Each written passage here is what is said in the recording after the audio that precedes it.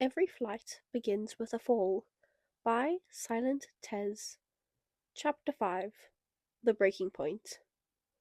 Summary. How did Tommy die? She asks. Do you know what happened? I was talking with Sam. Dream beat him to death. Tommy's heart skipped a beat. In the silence that settles afterwards, he tries to get a good look at everyone's reactions. Nikki is leaning forward on the table, and her eyes twitch, borderline hysterical, but the lack of sadness in her expression doesn't hit as hard as the mostly neutral sounding, acknowledging hum that leaves Phil's lips. And Techno. The boar skull hides Techno's expressions. His face would probably have that shitty flat look on it anyway. Techno is stingy with emotions, so his mood is largely hidden in his gestures and body language and tone. Tommy allows the tiniest pang of hope to flare within him when he notices that Techno is looking down on his own palms resting on tops of the tables. Surely he will say something. Surely Techno won't just let it slide by. That's a pog, Techno says, moving on. Hated that guy anyway. Something shatters deep inside of Tommy.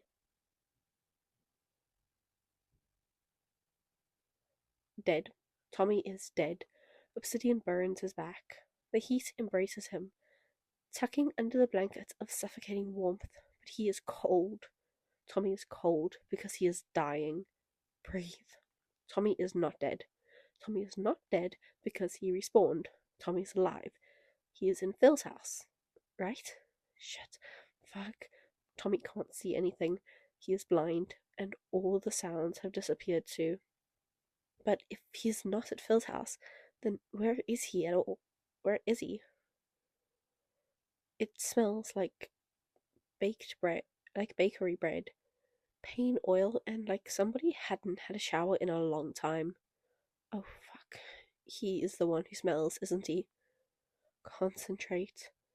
Tommy still feels floaty, and he just realized that he had closed his eyes shut. Oh, he is fucking dumb. Now it makes sense where his vision went. Okay, Tommy was wrong. He is not at Phil's house, but at the syndicate meeting room. And he is sort of cowering on the table, staring at Rambu at the opposite end of it. And Rambu. Tear tracks on his face. Old ones, but he looks like he wants to cry again. That's not good. Tommy has to put effort into remembering why. Something about alliums and letters and rare visits. He pushes past the fog in his head that rises when he tries to latch onto those memories. Because Rambu's lips are moving, and the more lucid part of his mind knows that it is something important. It was only supposed to last for 7 days, I think, but Rambu takes a shaky breath. Sam said that he died. Realization hits him like a charging ranger at full speed. Rambu knows that Tommy died, and oh shit, he knows that Tommy died. Thinking of your own death cheerfully would be an alarming sign in every other situation other than Tommy's. Because if Rambu knows what happened to him in the prison, he has to know about the respawn too. That's why he agreed to join the meeting, isn't it? He came for Tommy, but couldn't find a more delicate way to tell him he knows, other than dumping it on the syndicate in the crow's presence. Tommy is so quick to jump to his feet that he almost falls off the table. He catches himself on the edge, frantically flapping his good wing, and throws himself forward and towards Rambu. Perhaps Tommy is acting too suspiciously. Everybody's gaze snaps to him. He can imagine Techno raising a brow behind the ugly mask of his. Fuck him. Fuck it all. As smart as Techno and Phil are, the dotes, the announcement of Tommy's death and a fledgling crow's strange behavior are too loose for them to connect. Phil chirps in surprise. A hand tries to catch on him from behind, but Tommy is too fast, fueled by the hope warming his chest. Romper, you pussy, he screams. I'm here. He expects the edges of Rambu's lips to tilt, for him to smile awkwardly and let out a greeting rumble, like he usually would. Tommy expects him to nod, to wink, to confirm his hope in any way possible, but instead he is met with Rambu's confusion. The eyes flicker over to him.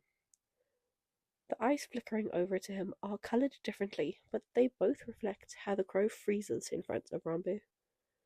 Tommy looks lost and disappointed, even to himself, as his fluffed up feathers fall flat against his body, and his blooming joy dies out to pitiful embers. Rambu, it's not fucking funny, he croaks. It's me, Tommy, the big T himself. Quit acting like I'm not here. Rambu blinks at him blankly, and that's all it takes for the disappointment to start settling in. Rambu doesn't recognize him, and Tommy feels stupid for even assuming that he would. It's alright, Tommy chirps, half to himself, half to Rambu. I don't know what I was hoping for, but I guess it was worth a try. His head falls low, and he lets Phil reach out and gently squeeze him from both sides. It's not the best time for acting out, alright? The avian says quietly, stroking the feathers on his wing. Tommy distantly remembers that the syndicate is, in fact, still discussing his death. Something squeezes in his stomach, feeling tight and so sickening that it makes him want to throw up. He will have to sit through that, people talking about him like he's not fucking here. Tommy takes a deep breath and tries to concentrate on Phil's warm touch as Nikki breaks the long pause. How did Tommy die? She asks. Do you know what happened? I was talking with Sam. Dream beat him to death. Tommy's heart skips a beat. In the silence that settles afterwards, he tries to get a good look at everyone's reactions.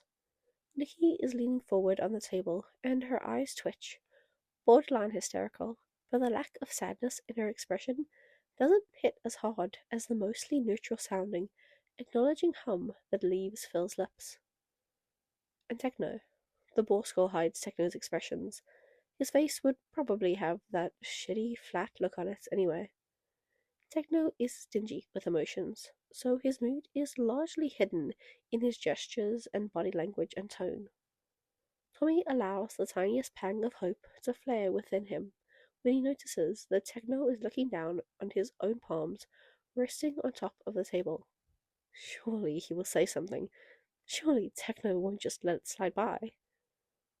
That's a pog, Techno says. Moving on. Hated that guy anyway. Something shatters deep inside of Tommy. Techno! Phil sounds accusing. At least Tommy thinks he does. He can't quite hear it through the pounding in his ears.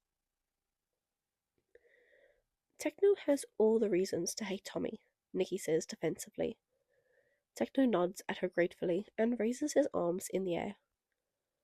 I don't want to speak ill of the dead, but I'm just saying, do you know how many chances I gave that guy? And every time he was like... Techno's pitch went just a tad bit higher, imitating Tommy's voice. Screw you, Technoblade. I'm gonna hang out with all that guys that stabbed me in the back and sent me into exile. Techno leans back on his chair, chin tilting down in a relaxed manner. So at this point, it's not really my problem, you know? Techno pushes a sword through Tommy's chest, plunges it deep between his ribs and into his beating heart. Not literally, but a part of Tommy wonders if it would be less painful if he had dropped dead at that exact second the words left the man's mouth. Techno is right. From the first word till the very last one, he is right. But why does it still hurt so fucking much? The Green Festival was the turning point for Tommy. He looked into Tubbo's eyes and couldn't recognize his own broken and twisted reflection, and it scared him. The person he saw was nothing like he used to be. Tommy was able to see clearly for the first time in months and realized that he had almost lost himself for good. In the end, Tommy and Techno were too different.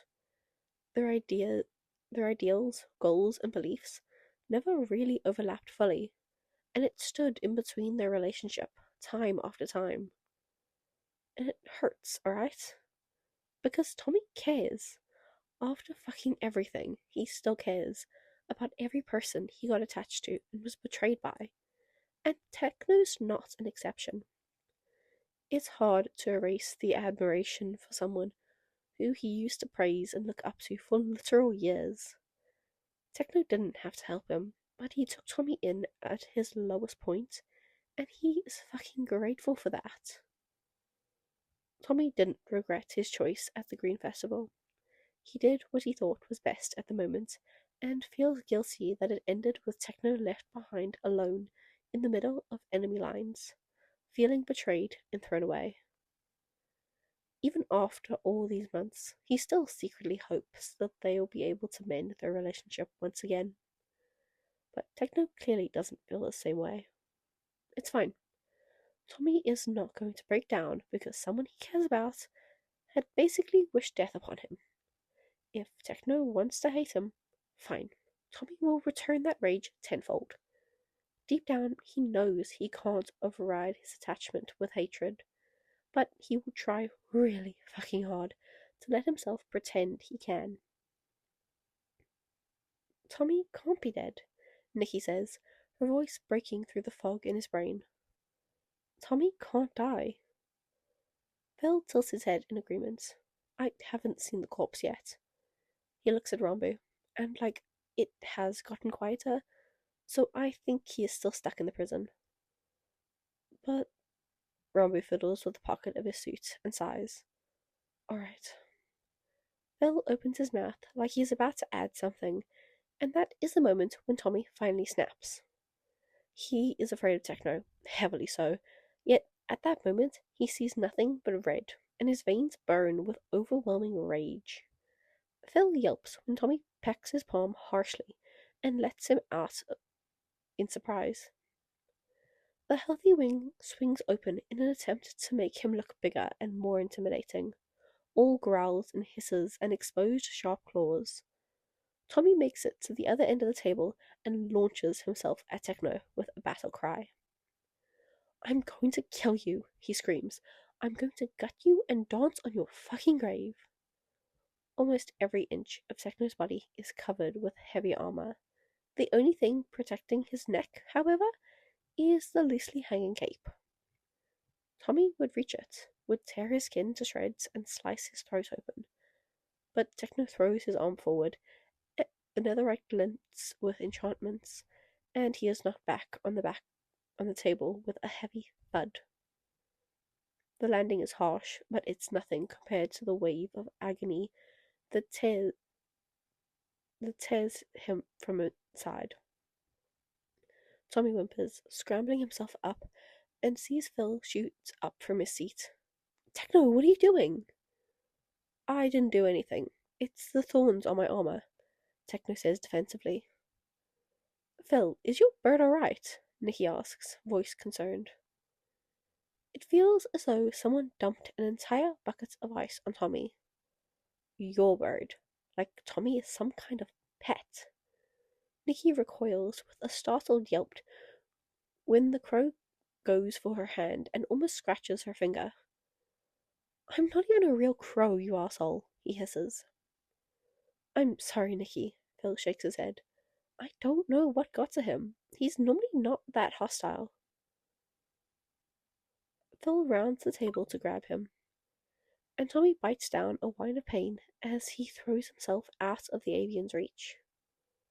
Calm down, mate, Phil shushes him. It's okay. The soothing thrill that leaves the avian's throat, that normally feels like a blast of chilling wind to his anger, this time makes him furious. Tommy is not a fucking bird. You can't dismiss him like one. It's not fucking okay, he screams. Phil is leaning forward now. Maybe he wants them to be on the same eye level, for himself to appear smaller, less threatening. His eyebrows are knitted with concern, and Tommy almost falls for it, almost throws himself forward and into the avian's arms, and halfway through it dawns on him what he is about to do. Anger and disgust crush Tommy, and suddenly he is not rushing to Phil for comfort, but charging with his claws at the avian's face. Tommy almost gouges out Phil's left eye. 3 of his claws tear through the man's forehead and slash his eyebrow diagonally. Phil's hand flies to his face. A pang of guilt and regret in Tommy's chest dies out when he doesn't see any rage in the avian's expression. Phil just touches the wound with 2 fingers, sees blood on them, and throws him an apologetic look. Shouldn't have pushed it. I'm sorry, he says, and Tommy understands that it's pointless. Phil is staring at him calmly, and Tommy hates it. He wants Phil to scream and argue with him like he would be if he was still human, not look at him with these blank, unrecognizable eyes. Everyone in the room gazes at him in the same way. He wants to cry. It's not fair. It's not fucking fair that Tommy feels all these things and nobody even acknowledges them. Nobody understands. He screams, but nothing and no one can tell what's going on inside him except himself. Like he is banging on a mirror and it won't fucking break. Techno eyes the entire scene indifferently. I was going to suggest we pay a visit to this new nation, whatever it was called now, but he gestures at Tommy's shuddering, heavy-breathing figure, and Phil shakes his head. I can't leave him alone when he's like that. You go without me this time. You sure? They talk some more, but Tommy can't muster enough energy to listen, and the voices are muffled down to a monotone rumble in his ears.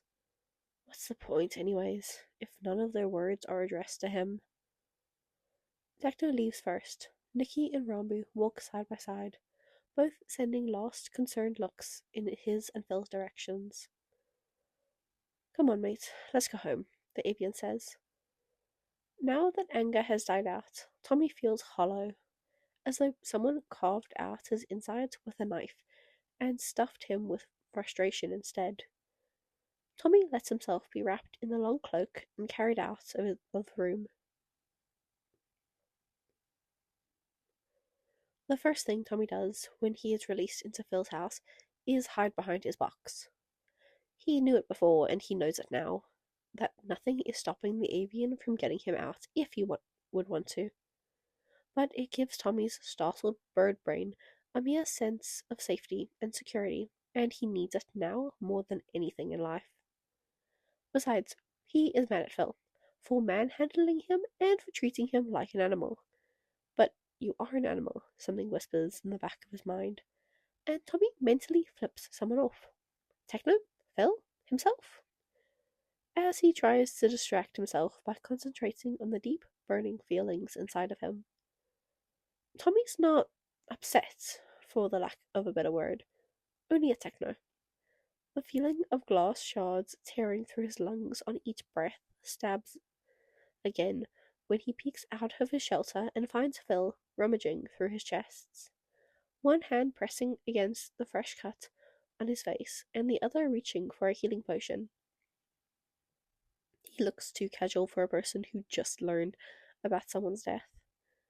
Maybe just a bit more tense than usual because of the light crease on his forehead and stiffened movements of his wings. The way his eyes flicker over to Tommy for a moment betrays who the cause of his concern is.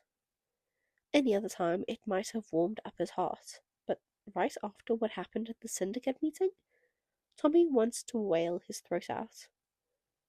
Because that worry is not directed at Tommy. Well, it is, but not on the fucking correct version of him. Phil is more concerned about a crow having a breakdown than a 16-year-old beaten to death in a prison cell. Tommy doesn't know what he had expected from a man who had cold-heartedly killed his own son, but a part of Tommy, the desperate, hopeful part, wanted a stronger reaction. Perhaps regret, shame, anger maybe, at Dream for killing him, and at Sam too for letting it happen. The desire for satisfaction of someone mourning for him is frankly messed up, but it is fueled by a much simpler wish to be loved and cared about. If they cared, they would grieve for him. If they cared, they would go to the effort of visiting the prison, or Sam himself, to learn about Tommy's fate. If they doubted Romby's words, why didn't they make just a quick portal trip to confirm the truth? The answer is because they hate Tommy. His face, his voice, his entire existence was a menace to them. Techno hates him. Nicky, as far as he can tell, too. And Phil doesn't give jack shit about Tommy either. If there is one person on the server who would be affected by Tommy's death, it would be Tubbo. Oh shit, Tubbo! Tommy shoots up to his feet. Blood rushes in his veins, and Tommy barely notices when he hits his head in the narrow space between the box and the wall. He is an idiot. He is a fucking idiot. How hasn't he thought of Tubbo already? If Robbie knows what happened to Tommy in the prison, then Tubbo does too. Tubbo thinks he is dead. Tubbo has been thinking that he is dead for an entire week, and that realization alone makes Tommy want to claw at a wall. Phil jumps, wings swinging open when he comes out of the bathroom, and Tommy flashes at his feet and throws himself at the door. Maybe Phil hasn't closed it yet. Maybe he left it just slightly loose, and Tommy will be able to step through. The door doesn't do as much as twitch. Tommy lets out a call of frustration and falls flat on his stomach. Phil eyes him from the other side of the room, and when the crow stays silent, slowly walks up to the door and squats beside him. We can't go outside, he says. Tommy wants to snarl and look away, but can't take his eyes off the fresh patch on Phil's eyebrow. The avian had washed away the blood too, and Tommy thinks that it's a pity. At least the crimson mess would have hidden the tormenting, kind expression on Phil's face. It's alright, Phil reassures him, as if Tommy regrets scratching him, which he fucking doesn't. I shouldn't have brought you there in the first place. Meeting a lot of unfamiliar people is overwhelming even for a human, let alone a bird. So it's my bad for not thinking it through, but I know what can cheer you up. Tommy's stomach churns when Phil leaves in the direction of the kitchen and returns with a bowl. After the humiliation of the first days, Tommy refuses to be hand-fed and only eats it directly from dishes. So the avian puts it in front of the crow and tilts his head like he had expected him to lunge for it right away. And that's what Tommy would usually do. But what Phil's doing, it's how someone would feed a pet. So he recoils back to the door and curls up into himself tightly. I'll leave it to you for now, okay? Phil's wings flash as they fold neatly to enter through the kitchen doorway, and Tommy is left alone to his own frustration. He tries the front door a couple more times, just in case, but to no avail. Tommy can't leave, and thus he cannot get to Tubbo either. Tommy, contrary to popular opinion, has a lot of fears, and the worst of them, fear of abandonment. Fear of being left behind while your friends and family move on without you. It took less than a week into the exile for people to stop caring about Tommy, and now that he is dead, not dead, he grits his beak, but other people think he is. How long will it take for the server to forget him like an unpleasant memory? Deep down to his bones, Tommy's afraid that by the time Phil finally releases him out of the house, it will be too late. He can see himself running up to Tubbo, human again, on his own two legs, and meeting the other boy's cold, unrecognizing eyes. Who are you? He asks. No. Tommy can't let that happen. He needs to let Tubbo know that he is alive, before he properly thinks it through. Tommy is already in the kitchen, meeting Phil's surprised eyes with a desperate plan forming in his head. Are you alright, mate? Phil asks. There are 5 stages of grief. Denial, and bitch. Techno is clearly on the bitch stage, but Phil At least Phil has the decency not to sound fucking happy about his death. Or Tommy really fucking hopes he is not, because his life and sanity are on the line. Maybe he is making a mistake. Maybe he is going to get gutted because of his own carelessness. But Tommy is not supposed to be a crow. Tommy is not supposed to be a bird. Tommy is alive, and he fucking wants to be a human again. Now. Phil's eyes widen as he hops onto the table just to stomp around it and kick a fork. A plate with a fresh beef steak almost falls off the table when Tommy attacks it in a swift dive. The avian catches it at the last moment and grabs the knife out of the crow's way when he tries to lunge and throw it off the edge too. "What the fuck are you doing?" Phil yells. Tommy jumps down from the table and storms into the living room, where a small desk is placed in the corner. "Getting your attention, bitch." The fact that Tommy handles himself with perfect balance as he climbs and pulls himself up onto it used to feel like an achievement, but now it only leaves a bitter aftertaste in his mouth. Tommy shouldn't have been so accepting of the situation. It shouldn't feel so natural to use his claws to open the drawer and pull out a clean piece of paper and a quill. He can't find the ink. Shit. Phil is in the living room already. Where is the fucking bottle? "What are you trying to do?" the avian asks, stopping at the desk and resting his palms on the back of the chair pulled up to it. "To talk to you, dickhead," Tommy snaps. "Where the fuck did you put the ink?" Phil glances around at the paper, then at the quill. Tommy is ready to cheer and scream when Phil reaches out one of the lower drawers and pulls out a bottle full of purplish black liquid. He removes the plug and puts it on the desk in front of the crow, holding it with one hand. "I'm really hoping you're not going to spill it on purpose, mate," he says. Tommy barely hears him. His heart is pounding. He is suffocating from relief, forgetting to inhale between the frantic movements of lifting up the quill with his beak and dumping it into the ink bottle. This is it. His head pounds. This is where my torture ends. The only thing he needs now is to decide what he writes. Calling Phil a bitch in bold fucking times, New Roman letters, is quite tempting, but he settles on something more descriptive. "I'm Tommy." It will be so easy. 2 words, 1 name, and he will be out of this nightmare of existence. Tommy splashes a couple drops on his feet as he lifts up the quill inches away from the paper. He lowers it and freezes. Why is he not writing?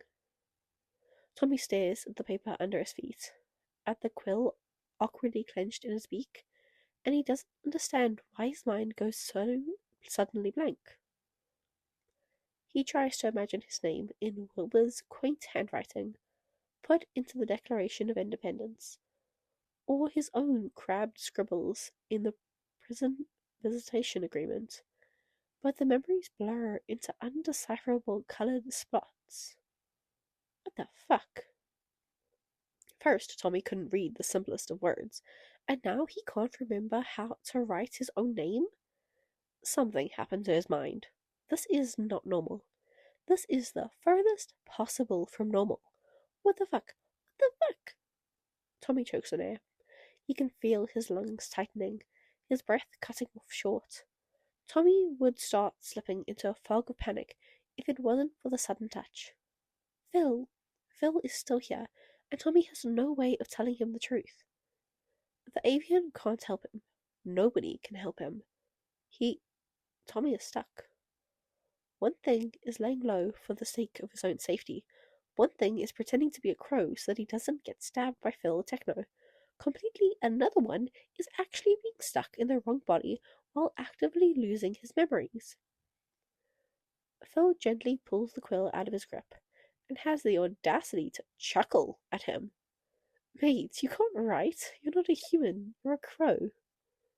Hearing these words from another person's mouth is what Hearing these words from another person's mouth is what it takes to make Tommy's heart break in half. I'm not a crow, I'm a human, he screams. I'm a human, bitch, not a fucking bird. I'm human. I'm. His breath hitches. Uh, I'm human. Phil is staring at his trembling form. For a moment, Tommy can see his eyes glint. The desperate, human part of him reaches out to Phil. The tiny, flickering spark brightens for a split second, until it's cruelly stomped on by the confused frown on Phil's face. What are you trying to tell me, Mace? There is a phantom sensation of tears prickling Tommy's eyes, and if he was a human, he would already be wiping them away with his sleeve angrily, trying to hide the tremor of his lips. Humans can cry, crows cannot. Tommy tucks his own head to his chest, but he can feel no tears sinking into his feathers. I am human, Tommy whispers. Tommy pauses for a brief moment, a few deep quivering breaths, a hitch, and he jumps off the desk and bursts out of the room. He isn't looking where he is sprinting, and just lunges for the first tight and dark space he can find, throwing himself in and closing his eyes shut. A part of his mind is distinctly aware of Phil's voice calling for him. Most of it, however, doesn't care. Curled up there, alone and trembling, Tommy feels cold, almost like he is dying all over again. Oh, okay. Yeah, okay. That was fun. God, like obviously, I really hope nobody ever has to actually imagine themselves in this situation, but like, God, imagine being there and just hearing the reactions to your death. Like, you, and then, like, nobody cares. God, the only one who does care is Rambo. Ooh, he apparently is forgetting. That's crazy. I also had a realization. I believe I may have read this fic before, which is crazy because I didn't think I had. But I guess we'll find out in the end. You know what? Stay tuned for that specific detail. Have I read this fic before or not? It just feels familiar, but also this concept. It's possible I just read this concept somewhere else. Anyway, I hope you guys enjoyed. Oh yeah, the disclaimer of I do not support whatever the hell happened with all these creators. I just got hit with nostalgia, so I'm here. Welcome to hell. Anyway, anyway, tell me what you thought about it in the comments. Tell me what you think is gonna happen next for this poor little bird boy. And I will see you in the next one. Bye bye.